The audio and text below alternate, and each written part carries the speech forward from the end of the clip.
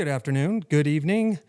I am Mike, aka Mr. Opinion Head, and welcome back to the Low Def Media Podcast channel. Hey, today, if you're watching this on YouTube, you'll notice that I've kind of changed the environment. I've decided to do the podcast here in the living room, and the reason why is because I see a lot of folks who do podcasts, and they have a set. They have a couch or a couple chairs set up, and it's very comfortable.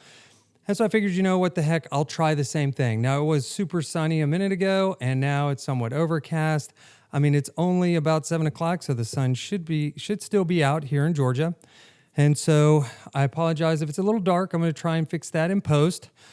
But nonetheless, we are here in the living room. I've got GarageBand here, got my camera over there, and I've got the FDuce microphone here. If you haven't seen other episodes, I'm a big fan of the FDuce dynamic microphone. So if you're in the market for a microphone for your podcasts, I can't speak highly enough of this microphone. All right, let's get into this because, again, I don't want to take up a lot of your time. We try to keep the podcast down to around 15 minutes. I've got my little timer here. First thing I want to tell you is that today, when I got home from work, I was chomping at the bit. I knew I would have some time this evening to squeeze in a podcast, and I was super stoked about it. And that got me thinking, this is a passion. This is a hobby of mine, but I'm very passionate about it.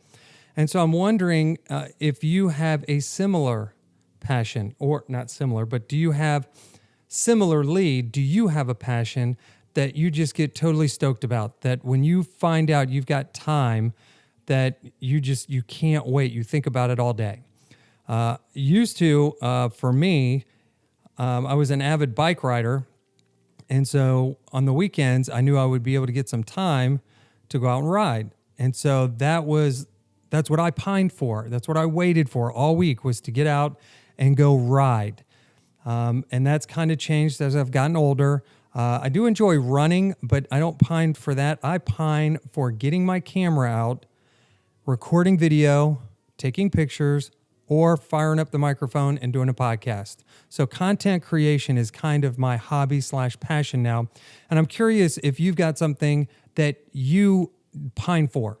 If you do, let me know down below. I'd love to hear from you. Love to discuss it on the channel. All right, so let's get into today's topics now that we've kind of done our warm up for the show. All right, so the first thing, I saw this. It's if you're a fan of YouTube, you've probably seen a channel called Think Media. And I did talk about some of their content last week. And so this week, I happened to come across something else. It's the Think Media podcast, and they do a video podcast, kind of like this. And they were talking about how in their impression, they believe that vlogging is dead. And by that, I mean day-to-day activity vlogging, like Casey Neistat became famous for. A lot of people jumped on that bandwagon and said, hey, this is my life, this is what I do, and this is how I create content and go about my daily business. And so they would just grab a camera, and they would be out on one wheels. They'd be out on boosted boards, bikes, scooters, whatever. And they would be out just filming everything that they do all day. And so one other person, there was another guy, Jesse Driftwood. He did something like that.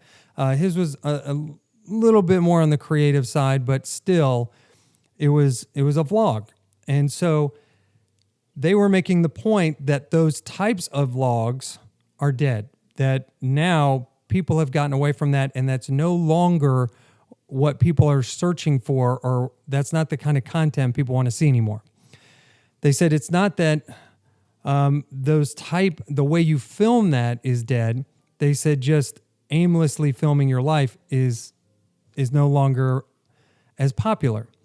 The point they made was that now you can do that. Like if I carried this camera with me all day, as long as I'm trying to show a point, maybe tell a story or explain why this camera is great by showing how I use it all day long, or showing how I create content for someone who maybe is getting, is new into content creation, and showing how to do. Something like that. If you have a point, if you're trying to train somebody, or if you're trying to influence somebody to buy a product or to think a certain way, then that's okay. Then that's probably still viable, but just the day-to-day vlogger, probably not. So I ask you, what do you think? What kind of content do you consume, watch, read, listen to? Do you find value? Are you still interested in those daily vlogs that were popular, let's say, 5 years ago, 4 years ago? I would think that once the pandemic hit, a lot of those became popular again. That was probably maybe the highlight, because nobody could go anywhere, so you could only film what you were doing at home. I don't know. So that's something to think about. So let me know what you think. Is it dead? My notes say, convey a message, make a point. So if it is dead, and I did jot this down, what's the next wave? If that kind of vlogging is done, what are we going to do next? What's the next big thing? If you know, let us know. Share. All right. Second topic. Oh yeah, this is a good one, because I watched a video on YouTube about a $30 microphone, and it was made by Neewer, and a content creator took that microphone. It's an XLR mic. He hooked it up to an interface, connected it to GarageBand, and made it sound great. Now, it's a $30 microphone. Now, it doesn't sound like a Shure microphone, and it doesn't sound like a Audio-Technica microphone, but it sounded way better than $30. And I know I've purchased a Fifine microphone, Fifine, F-I-F-I-N-E microphone for about $30. And it sounds great. When you hook it up in a GarageBand, you do a little tweaking, sounds great. Now, they're very sensitive, and as long as you work around that, you can get really good performance out of those inexpensive microphones. This particular microphone comes in at $69. It competes with other XLR mics. A lot of people online like this microphone. So the question I wrote down is, do all mics pretty much sound the same? Now, some of them are garbage. I will give you that. I've got some wireless microphones that you can tell that they're budget microphones. But the ones that I connect to my camera when I'm filming, those little small, they're mini shotgun mics on the top, they pick up great audio. And I will tell you this, even the microphone on my DJI Osmo and my GoPro sounds pretty good. So are all microphones, do they all have the ability to sound good? And if they do, why do we spend so much money on really high-end microphones? I'm just as I'm talking, I'm thinking of this. My wife found for me, and if you're a fan of the show, you've probably heard this microphone or heard me talk about this microphone. She found a microphone by itself, not in a kit, didn't come with any cables or anything, just a microphone. And it's, I don't know the name of it now, but it's a something 400 XLR mic. And I looked it up on Amazon, and it's a $400 microphone. $400 for just this microphone, nothing else with it. So I connected it to a mixer. I connected it to GarageBand. It sounded okay. You could tell that it was an XLR mic, but it did not sound any better than this. And so the work that went into just getting it connected made me not want to use it. And I wish I knew what the name of that ATC, maybe? ATC 400? Sounds good. But a really nice high-end mic. And I wouldn't want to use that every time. I didn't like that. I didn't like the way it sounded so much better that I felt like I could only use that microphone for my podcast. So the question I wrote down is, can all mics sound good regardless of price? And I wrote down a couple of my different microphones. Even a blue Snowball sounds really good if you tweak it just right. Now, granted, it's a little bit more sensitive to noise, so as long as you're in a room, doesn't have too much echo and a lot of background noise, it's going to sound great. Now, this mic I like a lot because it's dynamic, and it doesn't, like right now, I'm playing music in the background. Chances are you can't even hear it. If I get quiet, hold on. I'm looking at the levels on GarageBand, nothing. So it's only picking up what's here. The sound is back there on the other side of the camera. So I love this mic. For the price, you just can't beat it. All right, we're at 10 minutes. Third topic, forgetting what you wanted. Oh my gosh. Forgetting what you wanted to look up while you're searching social media. I don't know about you, but man, that is so frustrating. It's not just because I'm old. It's because I get sidetracked. I start flipping through, let's say Instagram. I'm flipping, and I see something, and I'm like, ooh, that's pretty interesting. I need to look that up. Or I see maybe a piece of gear, camera gear or something. I'm like, oh, I need to look into that. But I don't stop. I don't write it down. I keep searching, sifting through stuff. And then 5 minutes later, I'm like, I totally forgot what I was supposed to look up or search for. And it becomes frustrating. Then I start racking my brain. I try to skim back through the stuff. That ad is probably gone by now. And so I ask you, has that kind of stuff ever happened to you? Is that something you deal with? Because, social media, a lot of people use it. So do you find something, and even if it's just a video, you saw something in a video and you're like, oh my gosh, that makes perfect sense. Maybe it's some kind of life hack and you're like, oh, I need to start doing that. But then you get sidetracked and you're like, oh, what was that again? You didn't write it down. You don't know where to find it. My wife has gotten to the point where when she sees a TikTok that she's really interested in, she texts it to me. So I'll have it in my phone so she can ask me about it later because she doesn't know how to save a TikTok. Neither do I. I don't have it. All right. Moving onward. Okay. Why do influencers review gear that most of us will never or probably should never own? This is a pet peeve of mine, and I've actually talked to some influencers about it. Well, they didn't talk to me, but I did leave a comment on their review. And I'm like, look, you're talking about a camera. Let's say it's a camera. You're talking about a camera that a very small percentage of the American people, international people, will ever own. So why? I understand you probably got it for free, or you're probably being paid based on how many of those things you sell, or somehow you're getting, compensated somehow for that. So it drives me nuts. Do a review. Influence me on this microphone because this is something that most of us could probably get our hands around, $69. The camera that I'm using right now is a Sony point and shoot, shoots 1080p, and it is around $368. That is a camera that most people, if they're into content creation, that's right in that sweet spot of what you can afford, because it's right in there with an action camera. And so it's not, DSLR price, but it's not entry-level $100 camera price. So why do they choose, and I look at, just off the top of my head, Peter McKinnon.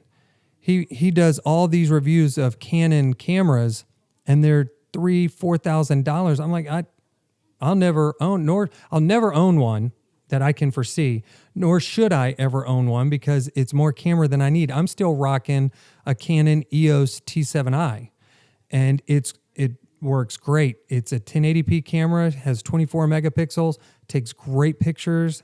It has great video when there's plenty of light. I've also got a Fuji that's great, and that's under $1,500 with the lens. And so I look at all these other cameras, like I see a lot of content creators with a Sony a7S III. $3,500 camera. No, I don't need that. And so most people who create content don't. It's way overkill. And so why are they doing all these review videos on things that a majority of the people watching will never buy and probably should never buy? And if you did buy it, what in the heck are you going to do with it? It's a lot of camera. All right, let's get on to what might be the last topic. Let's see what I got here. I just put a note on that last topic. Cameras, that's one that I see a lot of. Microphones, a lot of microphone reviews on microphones, like a Shure microphone. It's $399. I don't need a microphone that expensive. This thing works just fine, and I have a Blue Yeti that's $120 right now. Works fine. And so I don't know why anybody who's not a professional would need a $400 microphone. Studio tours. A lot of content creators like to take you on a tour of their studio, show you their cameras, their lights, their backups, this, their backup that. I don't care. I don't. That's your profession. That's what you're going to do. So as someone who doesn't do this for a living, I don't need to see it. And trips, all the trips that people go on, I don't need to see all that.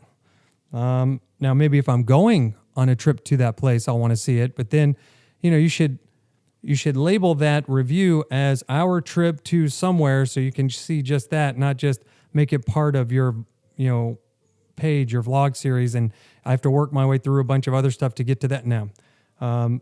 So I'm old. I'm probably a curmudgeon. All right. And the last thing, and this is a question, what gear, because it kind of piggybacks on what we were just talking about. So what kind of gear do you buy? Do you buy the high-end gear? Do you see the influencers talk about a high-end camera, a high-end microphone, and you say, oh, I've got to have that? Or do you tend to lean towards the entry-level gear? I'll use myself as an example, just so you kind of get an idea of what I'm talking about. This microphone, $69. This mic stand is a Pile mic stand. It was like $30. We talked about the camera already. A lot of these microphones I get off of Amazon. They're like $30 for these small little microphones for your camera. The box lights that I have are Neewer and Mount Dog. They're super inexpensive. I think I got a set of 3 lights from Neewer for a studio setup, and altogether they were like $80. And then the Mount Dog, I think, was probably $50 or $60 because it's got a remote control. And so you can change not only the brightness, but the warmth, the hue. Is that what they call it? Yeah, so the white balance. So either very bright or very yellow.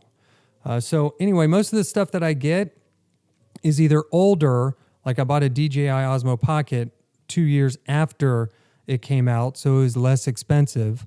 And so a lot of this stuff I do on the cheap. And so I'm wondering, is that where you are?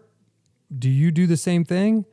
Or do you find yourself buying the more expensive stuff because in your mind, money, the more I pay, the better the quality?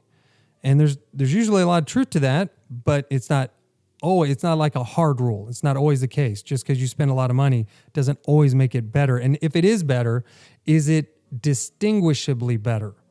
Does it justify that huge gap in cost? So, hey, those are the topics that I have for you today. Look, thank you so much for taking time to check out the channel, to listen to the show. And if you have any input on any of the topics that we discussed today, please hit me up. Let me know. Make sure to download the podcast because that helps. And become a subscriber. That helps too. And hey, if you got any other topics that you'd like me to talk about on the show, let me know. But that's it for today. I'm Mike, a.k.a. Mr. Opinion Head, here on the Low Def Media Podcast channel. Thanking you again for taking the time. You have a good one. We'll see you in the next one.